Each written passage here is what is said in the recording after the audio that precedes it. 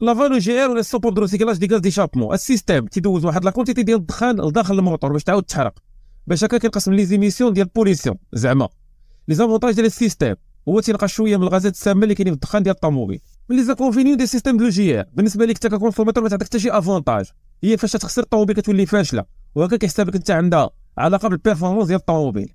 هذاك السيستيم كاين في كالكيلاتور موتور، فاش تخسر شي حاجه في الطوموبيل الكتريك الطوموبيل كتولي فاشله، وهذا كيتسمى مود سكور. يعني يمكن لك تمشي بالطوموبيل في ديك الحاله حتى للكراج باش تصوبها. ومن لي زانكونفينيون عاوتاني تيدخل الكلامين للموتور، يعني سيستيم لوجيا كيدوز الدخان وداك الدخان فيه الكلامين وكيتوسخ الموتور من الداخل وكتزاد الكونسوماسيون ديال الكاربيرون. المهم هذا السيستيم دار باش الطوموبيل تولي في لي نورم ديال لونتي بوليسيون، اما انت كونسوماتور ما كيفيدك بوالو. والا بغيتي تحيد السيستيم ديال لوجيا حيدو ماشي مشكل، ودير نيطوياج الموتور من الكلامين، وهكا غادي تبدل عليه في الطوموبيل بزاف. واش تقول لي شنو هو السيستيم اللي بغينا نهضروا عليه؟